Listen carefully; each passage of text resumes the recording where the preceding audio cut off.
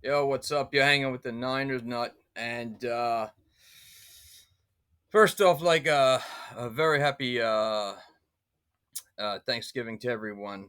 Yesterday was Thanksgiving, and I don't know if anybody watched those games yesterday, but the late game was definitely the better one because of it was most exciting. I think it was like one of the few that only one of the few that I saw.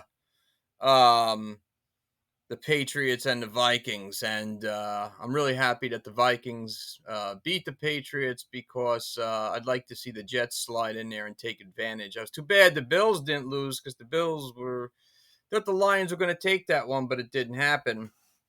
But this is a really good week because we absolutely pissed all over the Arizona Cardinals. We gave Colt McCoy a much needed beating that was due from last year when they beat the shit out of us.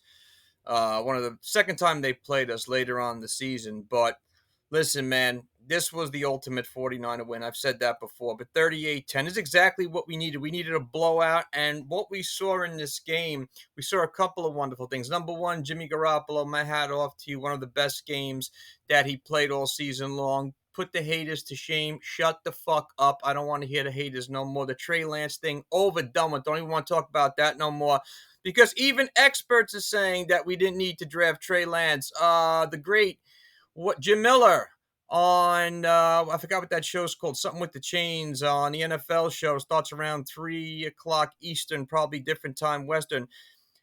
Jim Miller was a pretty solid quarterback in his day. Someone called complaining about Jimmy Garoppolo, a so-called 49er fan. This is before the Cardinal game, complaining. And Jim Miller said, listen, so far what I see is Trey Lance was not the answer, nor will he ever be. End of conversation, okay? So even the somewhat experts are calling for this, okay? And again, I want to see Trey Lance definitely recover from injury, get better, but I will still stand by my conviction, my opinion, my gut feeling is that he was not the answer. He will not be the answer, especially with the way Jimmy G is playing, okay? And when we go to the Super Bowl again this year and are victorious, I'm going to want to see what happens then, but that's kind of that's in the future. Let's talk about this game from Monday night. Like I said, the absolute ass whipping, Jimmy G whipping ass all over the place, left and right. Just looked so phenomenal, looked so in sync with the offense, his footwork, his eyes, the way he was putting the ball, the way he was moving. Phenomenal. Can't say enough good things about it. McCaffrey comes through again. Loved Mitchell getting in there in the second half doing damage. I love this 1-2 combination that they got. I think the 1-2 combination is so important, especially with McCaffrey taking a lot of the weight off his shoulders because we don't want him to get injured. So what you do is you put Mitchell in there to grind and grind and pound what he does perfectly.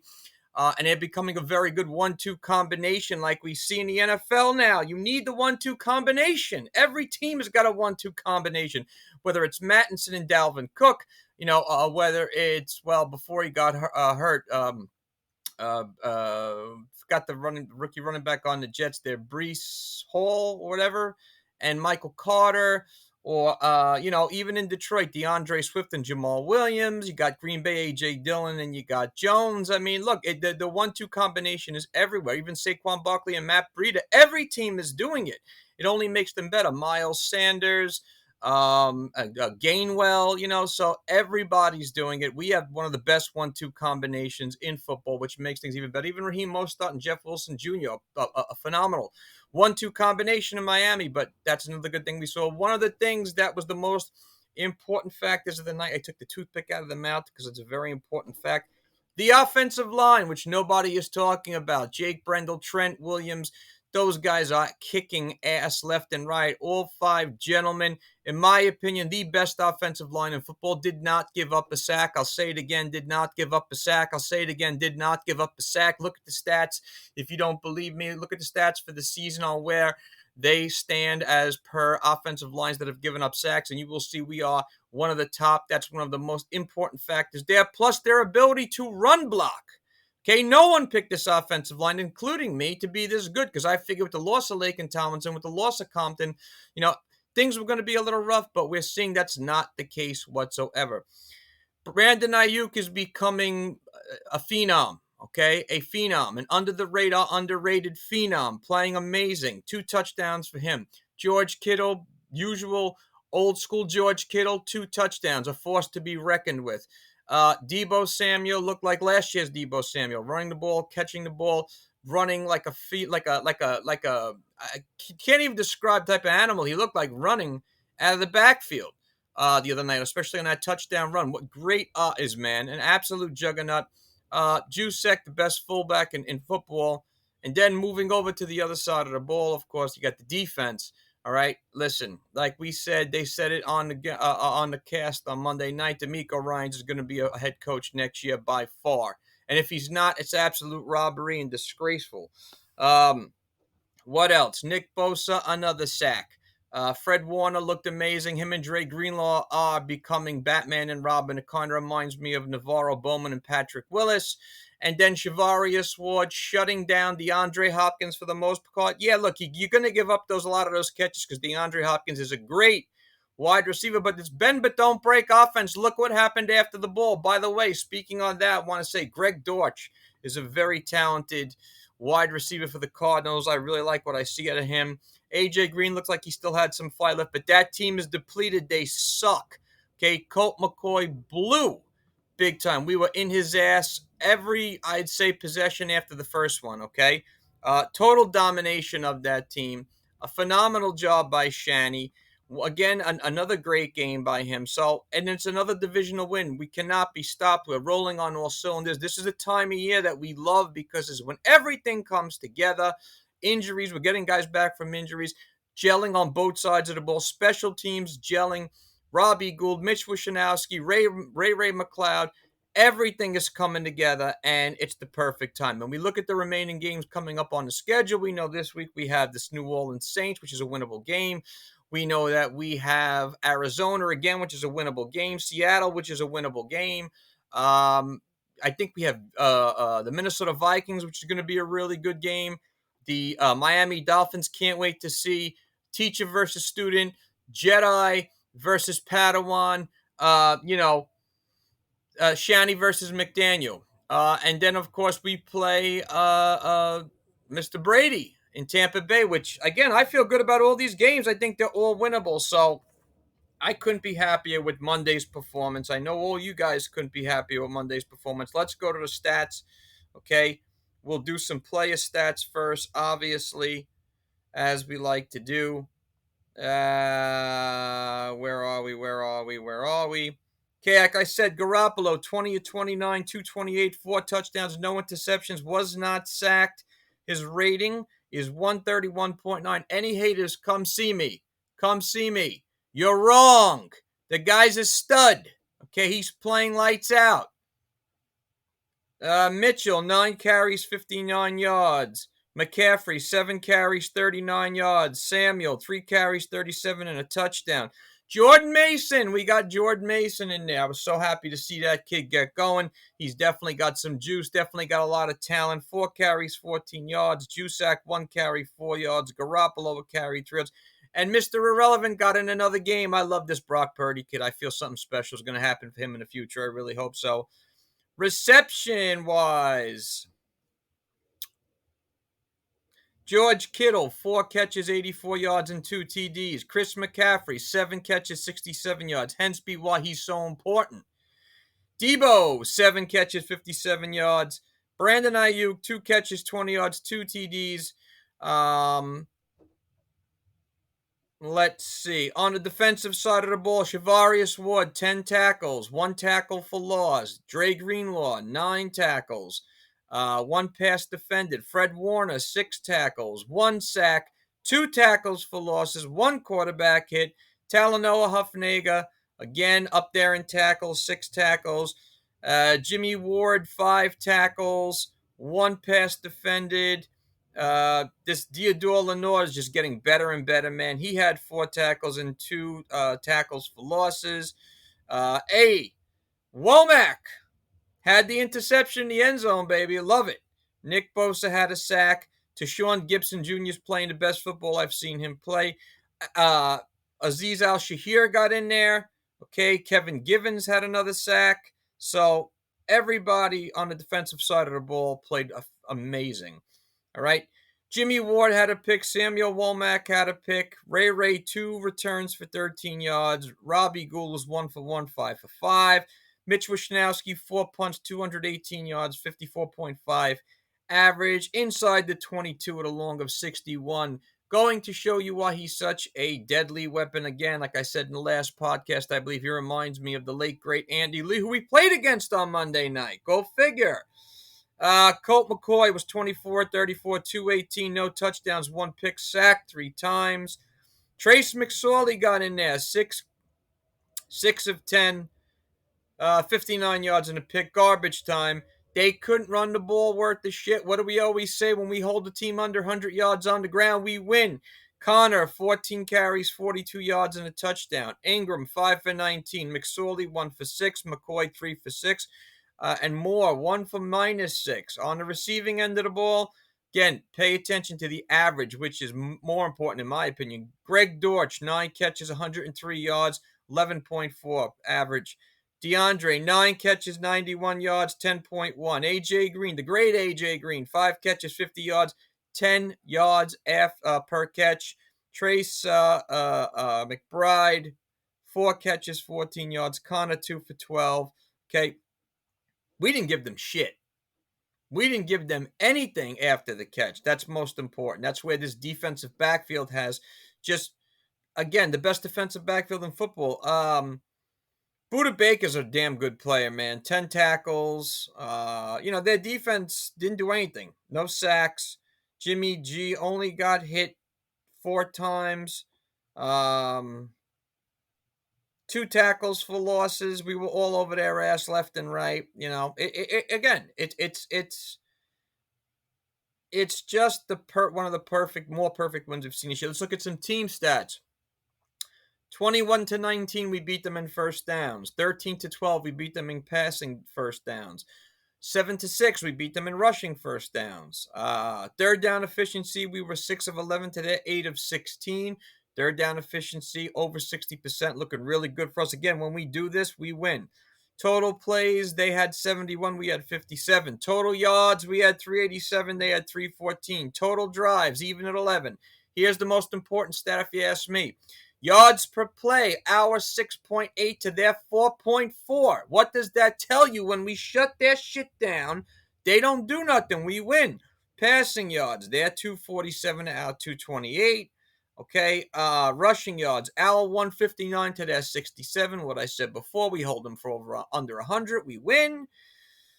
In the red zone, we were 2 for 2. They were 1 for 2. Penalties, another important stat. 3 penalties, 30 yards to their 5 for 50. Both teams doing well with the penalties there, but most important is us. No turnovers for the Niners, 2 for the Cardinals. And time of possession, they're 30-51 to our 29-09. So stats like that, you're going to get the type of win you get, all right? Now, that being said, coming up this week is the New Orleans Saints. Let's look at just a few things, shall we? We know about our history with the New Orleans Saints. I seem to remember 3 years ago when the George Kittle, one of the most famous runs after the catch, if you will. This New Orleans Saints team, I will say this. I don't think they're horrible. I think that, of course, they're playing a lot better with Andy Dalton as their quarterback, because I think Jameis Winston's one of the most overrated players in football, always was, okay? Dalton's having a really nice season. He's thrown for over 1,800 yards. He's got 14 touchdowns, 7 interceptions. He's been a very underrated quarterback for the majority of his career. And again, there are several teams that really could have done justice to their offense had they would have gotten Andy Dalton this year. Even if you got him as a backup or a starter, I think he's so valuable. I mean, obviously he's valuable in New Orleans, but the problem there is, it's Dennis Allen's first year. He knows the team. We all know that. The injuries have decimated them, especially in the receiving corps, where Michael Thomas gone for the season. Jarvis Landry has been in and out. They don't have a stable wide receiver. That Juwan Johnson, pretty good as a fullback. Alvin Kamara hasn't been the same. Their defense isn't that bad. But again, my hat off to Andy Dalton. I think he's a damn good quarterback, man. Now, that being said, like I was saying, Kamara is only getting 4.1 yards per average, but he's been hurt. He's only played 9 games. Okay. They don't really have a running game. Mark Ingram is really not the same Mark Ingram anymore. Ty Hill, who I hate but I respect because he's always like one of these guys who's a juggernaut who just does all this shit. But other than that, they're decimated there. This Chris Olave, I think, is definitely playing the best out of all the out of all the rookie wide receivers in the NFL. 51 catches, 763 TDs. Kamara, 43 catches, 385, 2 TDs. This Juwan Johnson, 31 catches, 349 for 5. Other than that, there's nobody on that team that's really doing damage. Go to their defense, okay? Demario Davis is one of the most underrated linebackers and defensive players in football. I mean, he was damn good when he played for the Jets. He was damn good after that. He leads the team in sacks with 6.5. Cam Jordan, 5.5. Ellis, 4.5. David Yamada, 3.5. Carl Granderson, 2.5. All right. This isn't a terrible Saints team, but this is not one of the best teams that we've seen. Let's face it. This is not one of the better Saints team. Okay.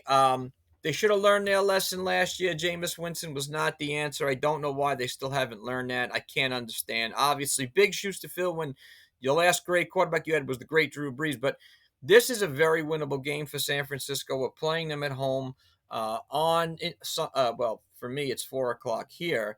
But obviously for everybody else, it's 1 o'clock. But this is a very winnable game.